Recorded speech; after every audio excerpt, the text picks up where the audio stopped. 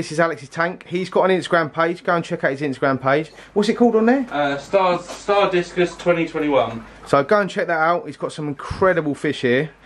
And obviously I've done, what's his name's Discus? Sandy's Discus. The last video you probably watched. So he's got his kids in the background all laughing and stuff. So being nervous. Yeah. But this is his tank. So let's have a look, mate. So talk through the fish and what we've got in it. Yeah, species tank, so Discus mainly. All Chen's Discus, so Malaysian, some from Italy. General kind of clean-up crew, so Sturbe, Corys. Yeah, you've got a gang of them, mate, haven't you? Yeah, there's quite a few. There's probably about 25 to 30 in there. There's a couple of big ones. Recently we've started seeing them laying eggs across the glass, but I don't think much will happen with that. No. The rest is general community fish, really. Green neon tetras, which are majority leaf. Oh, don't want to scare them. Blue, yeah, they're quite funny. Let me walk back. Cherry barbs and plecos, really.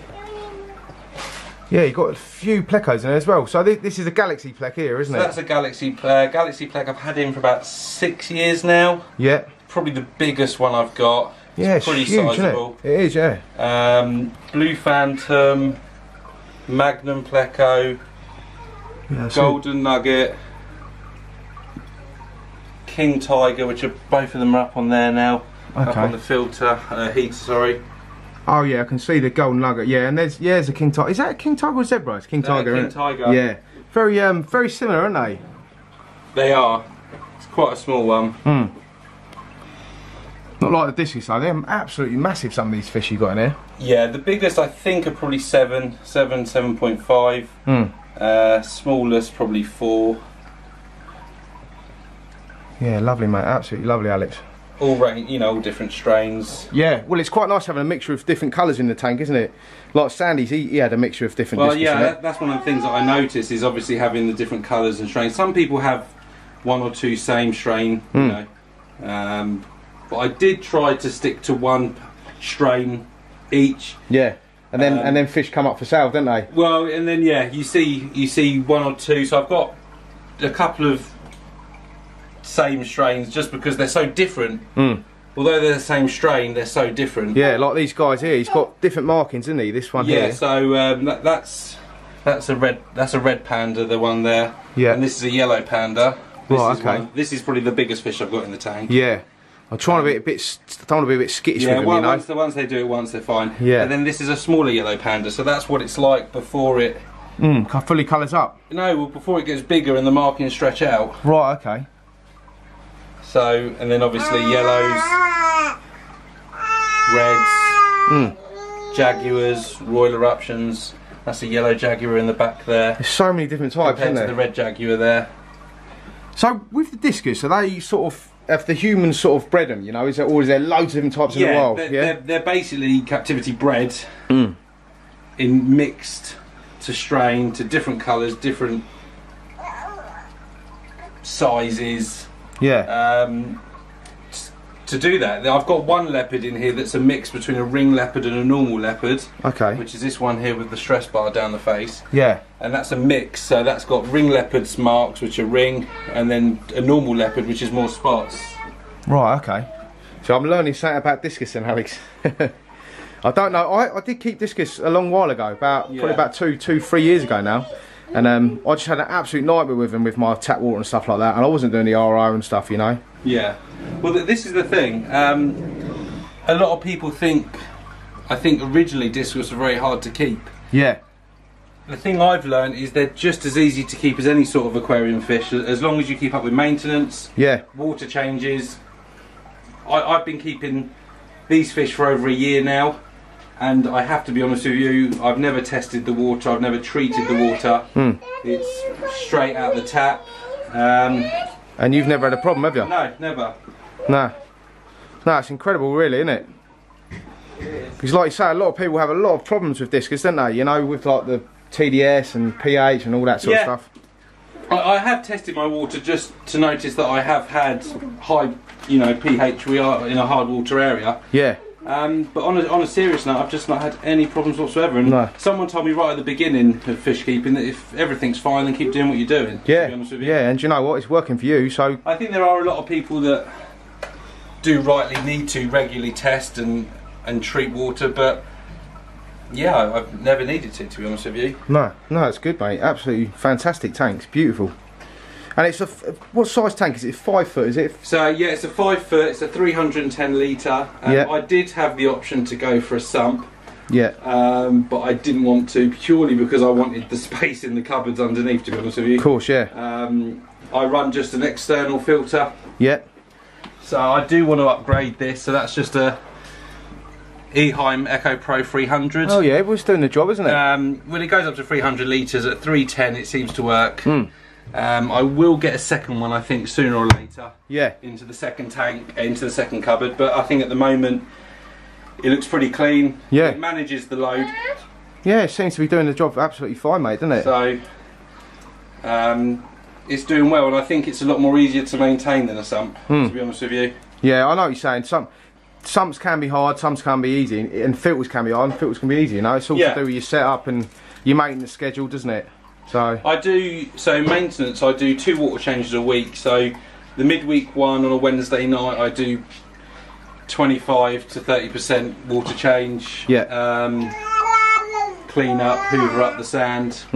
The second one's on a Saturday night. That's the bigger one. So that's anywhere between 50 and 70, 80%. Yeah.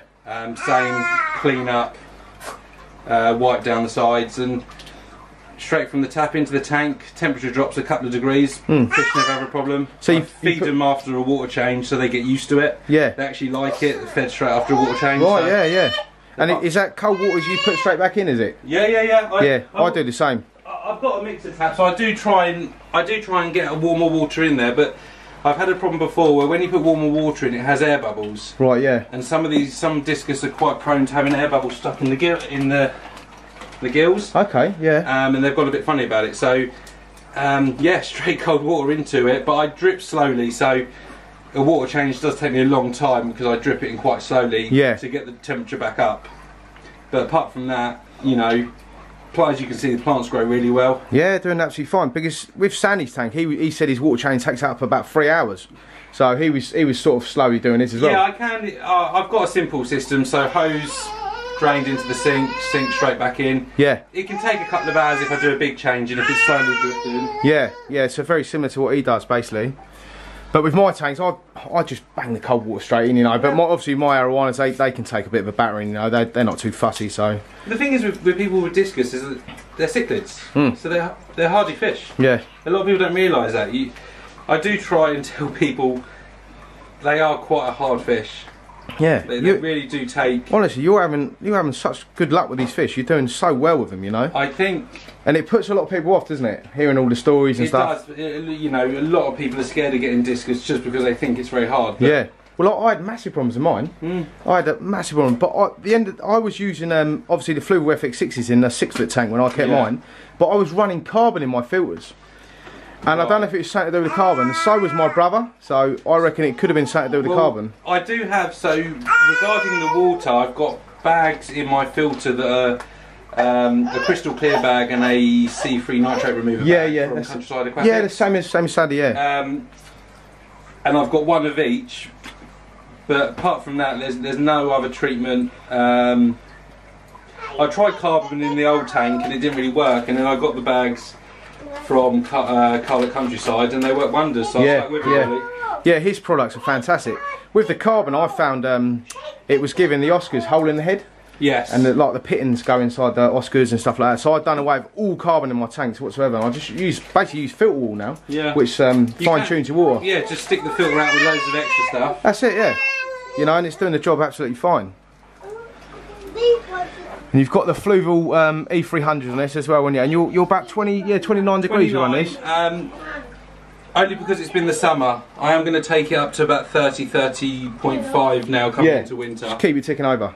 But yeah, great heaters. I only actually got them just because it's easier for me physically to see if we get any temperature changes. I've got the same, mate. Yeah, they're fantastic heaters. The only thing I've got to do, which is a little bit annoying, I've got to keep the air stones under them because of the low flow. Yeah. but it's not a big problem. No, of course. Well, a lot of guys have said to me in the past, the best way to keep these filters is sort of at a massive angle, and it stops the low flow. I keep mine straight, but I've got, like say, air stones, filter heads sucking in, you know, so... But I think there is a way around that. Might be worth giving it a go, you know, and then you can sort of put your air stones... That was one of the benefits of having a smaller sump, is that you can stack all that stuff away in it, can't you? That's right, yeah. But yeah, I have had them moved them about, and but they're fine like that. I was thinking about putting both in one corner, but then it's nicer to have them symmetrical and have them either side. Yeah, definitely. I'm just going to have a look in your bottom of your tank, because he's got another tank in here as well. So this is a custom made ND tank, isn't it? ND Aquatics tank. Yeah, it's a nice little tank, isn't it? Custom made to fit. Really like my one in my bedroom, like I used to have. Yeah, he's the same size as my son's one. His son's got a tank in his bedroom as well, he just said to us, so...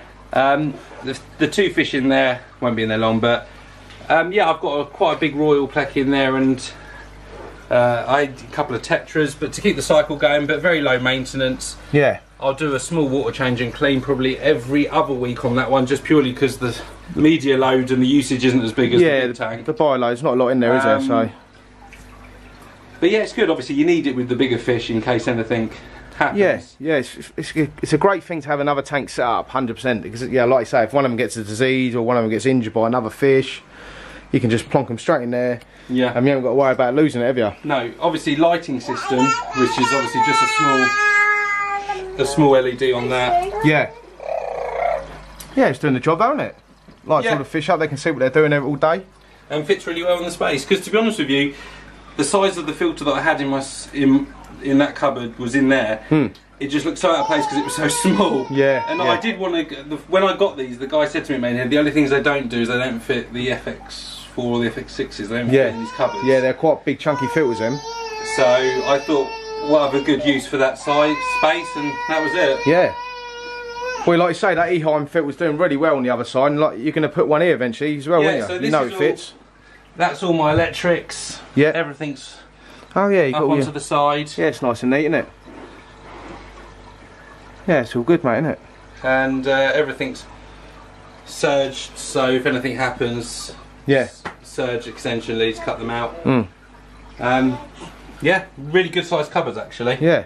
I did look into that because there was a few different types of tanks that I looked into, and one of the things I did want was storage. Yeah. No, it's quality as well, because they've given you like a fake looking drawer here as well. Yeah. So it all looks the same, you know. I originally thought that was 3 drawers and 3 cupboards. Yeah. It's nice that it's finished off the front of it. Yeah, they've definitely thought about it. They haven't rushed it. They've made a quality job of it. Lighting at the top, I've got 2 small Fluval Aqua Skies. Yeah, great lights, aren't they? Yeah. I did originally want 1 big one, but I've decided to keep 2 smaller ones purely because I can move them about and play around. Yeah. And also my night settings, I've got one side that has a dark blue setting with the other one soft white, so the fish do tend to sit in the bluer section than the whiter section at night. Yeah. And also it means that I can have pockets, so I can move tank lights over to one side, move them to the front, to the back, because the fish don't always want to be in the light all the time. No, of course, yeah. So that works really well. Yeah, I don't think you can go wrong with the Fluval stuff. It's just, it comes on when it likes, doesn't it, on the app, and it's just great stuff, isn't it? Yeah, the app's a real good lifesaver. But as far as fish numbers in there, I'm at 19 at the moment. I think I could probably do 1 or 2 more for the size of the filter and for the maintenance I do. So I've got my 1 or 2 special ones for my last ones, but I'm pretty happy with the colours and the selection that I've got. Yeah, well, they all seem to be happy in everything, don't they? So we're not keeping fish at the end of the day, we're keeping our water, aren't we, at the end of the day? That's what I've always said, you know. My monster tank's overstocked, if I'm honest with you. I've got 5 arowanas in there now. But well, I do a 60% water change once a week, and I do a 40%, a 30%. So I'm doing massive water changes every week. Truthfully, I can probably get away with 1 big water change a week. But you can notice it when you don't do it. Of course, yeah. And also I do regular water changes for the plants. The Vallis in there grows pretty rapidly. Yeah. I did have Vallis all the way across the front. It shot runners out like mad. But no, I wanted to go for the natural look. I did originally go bare bottom, no substrate. Yeah. And as much as it's easier to maintain and easier to look after the fish, I think plants transform a tank really. Oh, 100%, yeah. It looks lovely, mate. You know, I bet it's lovely sitting here at night as well with the TV on, and you got this running. It's just lovely, isn't it? When you've got the lights off and the lights in the plants on and the TV on, especially the night setting, the sunset night. Yeah. It does work really well. And what do you feed them? Do you feed them the beef heart and stuff like that, do you? Yeah, so beef heart from Chen's. Okay. I do occasionally have a look at, probably twice, 3 times a week, freeze-dried blackworm, stick it on the glass. It's, you know, it looks nice when you put it on the glass and they come up to it. Yeah, interact there a bit, don't they? I feed probably twice a day. A lot of people can feed 2-3 times a day. And to be honest with you, the rest of the fish just feed off of that. I don't actually put any sort of tropical flake. No. The occasional pellet. But the sand, as you can see, the Corey's working away now. Yeah. The Corey's doing an amazing job. Yeah, so you've got a great group of fish. You know, you've got your kind of big eaters, and you've got your little scavengers, and then you've got your bottom scavengers, which just go around all day sieving through the sand, don't they, and keeping it looking like this, basically. It's like a good ecosystem, isn't it? It is. I have thought about getting other types of fish in there, maybe kind of top tank swimmers and stuff, but yeah, I wanted the Discus to be the main focus point of the tank. Of course, yeah. And do you know what, with a different sort of fish in there, obviously these guys are so small they'll be fine, but with other fish it might pester the Discus, you know. It is. Also, a lot of people have had the Discus eat a lot of the neon tetras, cardinal tetras, smaller types of fish. I've been quite lucky. I've never seen any sort of aggression to them. Obviously, I don't know what happens on at night. Yeah. It's probably because you keep them so well fed as well. If you probably didn't feed them for a couple of days, you'll probably notice a few of the tetras and stuff go. But these are so blue, these tetras, aren't they? Yeah, well, they're actually meant to be wild green neons. Right, okay. But ever since I've got them, they've been more blue than green. But obviously, they've come from the main head on St Albans, which I still think is probably the biggest shop I've ever been in my life. Ah, it's a huge shop, isn't it? So yeah, they're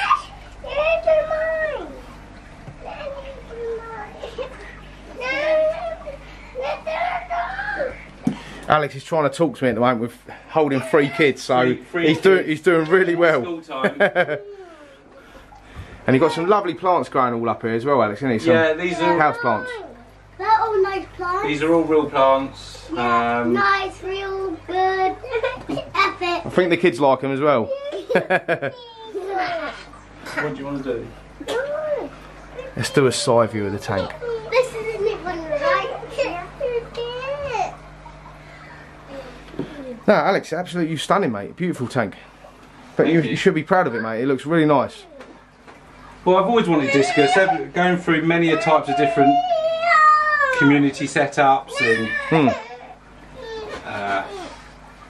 many kind of Bala shark, silver shark setups, ram setups. Yeah. And then I finally decided to dive into this, and I've never looked back really. No, that's it. Yeah, you're doing a fantastic job here, mate. And you've got a blue. This is the blue phantom there, isn't it? It is, yeah. Magnum's just on the side. Yeah, see, yeah, Magnum's lovely as well. No, absolutely awesome, mate. Absolutely love the tank. And I think it looks stylish. Yeah. I think we've got a solid It's natural, tank, isn't it? Well, it goes well with your TV cabinet and all stuff like that, doesn't it? Well, yeah, that was one of the reasons. It sets nicely with the room. Yeah, it's a completely different look to what I got. I've got like the Scandinavian sort of modern looks, but that fits in my finish, smart finish. Yeah, it fits in with my house, but this is good for here. It fits in really well, doesn't it? I think it works well. I think I have liked the smart, shined finish tank, but again, you want to fit within your room, really. Of course you do, yeah, and this fits in really well. So they're the two giant floras. So you can see the difference, the same strain but different type of fish. Oh, absolutely, yeah. So one's very much solid blue with a patterned face. The one on the left very much patterned body. Yeah. So the same strain to be so different. It's so hard to have one fish of one strain. Of course, yeah. Because every month new fish comes over and goes on the website and yeah, they've been breeding with each other and this, that and the other. and I'm lucky enough to go up to Chen's and pick out what I want. And Francis is great. So whereabouts is the place? So Chen's Discus, just on the outskirts of Huntingdon. Okay. So it's about an hour and 10 minutes away. Yeah. Got 3 fish rooms. Really nice guy. I've been up there quite a lot. And the good thing with him is, unlike like most fish places, I think Corbin Discus, Devoted Discus, there's quite a few others. You have the advantage to go and pick what you want. Yeah. Because you could have a tank full of giant floras, and you can go. They're all so different. You can go and choose which one you want. Here we go. They're starting to come up. You'll be able to get some good shots of them. Yeah. And they do feed like pigs. Once they get going. Yeah, I bet they do. Honestly, I think it's because I'm standing here and they don't know what the camera is. Not too sure. Yeah, they're eating now. They are quite spooky fish. Yeah. So, like for instance, if the kids come in and run straight to the tank, they will go a bit mad, but nothing crazy like that. Yeah. And then within a few minutes, they'll go back again. Yeah. But that happens sometimes when the big fish come in, and it's just like a pecking order. Yeah, of course it is. Yeah. So what's this you've given them? It's a black worm, is it? No, that's beef heart. Okay. Frozen beef. Frozen beef heart. It's it comes from Chen's. So it's a good mix. Yeah, they're going mad for this, mate. Absolutely mad for it. But yeah, I'd like to go and see that Chen's Discus place. I'd like to go and do a video up there. Yeah, he's got. I don't think I've ever seen the place. Sort of. Is he on Instagram or anything like that? Is he? Yeah, Instagram, Facebook. Okay. But yeah, it's real big setup. Big fish room, probably two times of this room. Yeah, just all Discus. Yeah. Oh, awesome. Imports them as breeds and pairs. Yeah. No, I'd like to go and have a look, mate. Definitely. I think this would be my favourite, the Royal Eruption. This one at the back here? The one on the left. Right, this one, yeah? Yeah, it's absolutely... You get it from the side. It's like mind-blowing colours, isn't it? Yeah, he should shut nice in camera. Yeah.